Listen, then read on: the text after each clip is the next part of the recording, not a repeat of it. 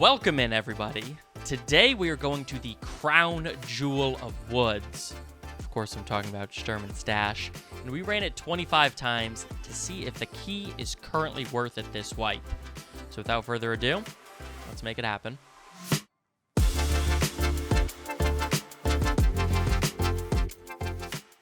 Okay, here we are at the beautiful, beautiful lumber mill. To our left, we have the water. Then we've got the red covered warehouses, the covered warehouse. And to our right, we have the cabins, lumber piles. And in the middle of all of this is our destination, Shturman's stash. Let's go see what it has. All right. Fingers crossed for a red rebel here. Notice I don't bring in a melee weapon when I'm doing these, just in case there's a red rebel hiding in here. Want to be able to slot that in quickly. Oh no, just multiple M4s. But I recommend the no melee weapon strat. All right, here we go. One tip while doing this, you just saw us do it there, is after you interact with the unlocked Shturman stash, you can click your lie down button to, be as flat to the ground as possible. Otherwise, if you try to interact with it while lying down, it'll force you to kneel. So always do it after. And yes. Okay. Ooh, okay. That's not too bad. Okay, now I'm not going to show each and every one of our 25 box openings, but let me know down below if in future videos like this you would prefer to see all of the box openings. It's not too shabby. Whew.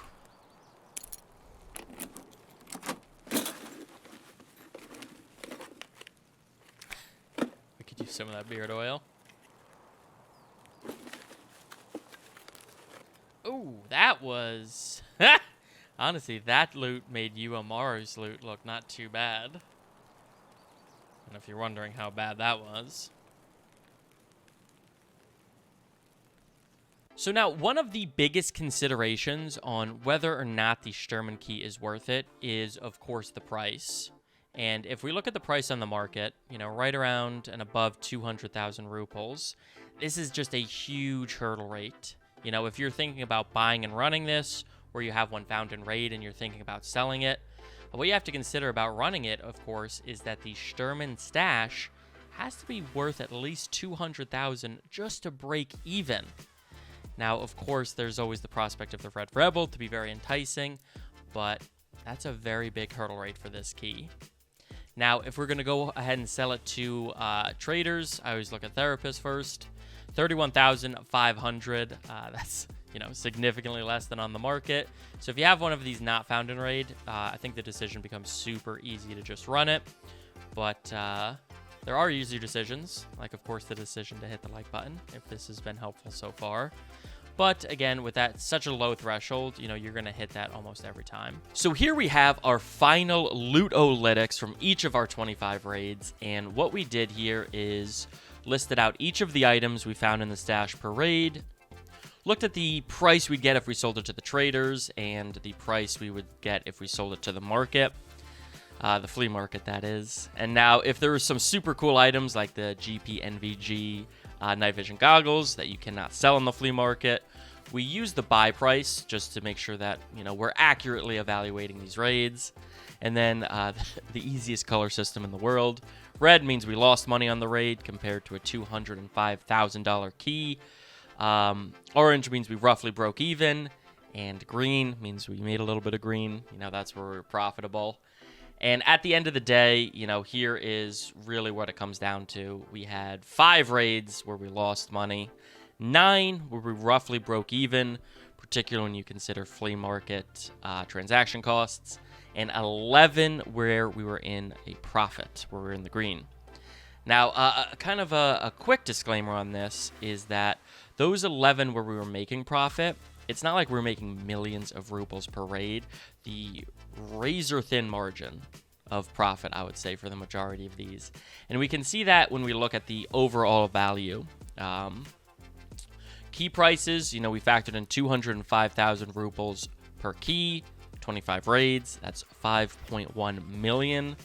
If we were to sell these just to the vendors, which I know we're not really going to do, would be 4.4 million ruples and an overall loss. Now, if we look at the price to the flea market, though, 6.9 million ruples. Very nice. And a profit of approximately like 1.8 million, or 70,000 per raid. We can see our per raid average was 276,000. And a huge disclaimer on that. You know, before you just run away, turn off the video, say, oh, Ramchise said we can make 70,000 per raid. Huge disclaimer. This is assuming you are surviving every time you ran to the box. And as I've said, as I'm sure you know, the Shturman stash is incredibly dangerous. You know, the lumber mill is super hotly contested, whether it's PMCs, Shturman, you know, you name it, it is dangerous. And so factoring that in, when it comes to what I would recommend with this key, it depends on how you're running it. And I think there's two scenarios. If you're just running this key to sprint straight to the stash right off the bat, looking to make ruples, I wouldn't recommend it for that. That's where you're going to start to die. And as I'm sure you can see by the items we have listed here, it's a lot of guns, weapon parts, gunpowders, you know, stuff that you can't just all fit in your gamma case.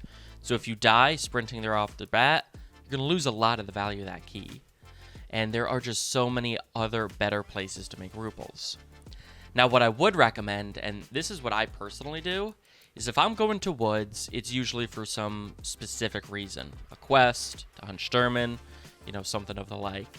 And I will bring a key 100% of the time as kind of a secondary objective.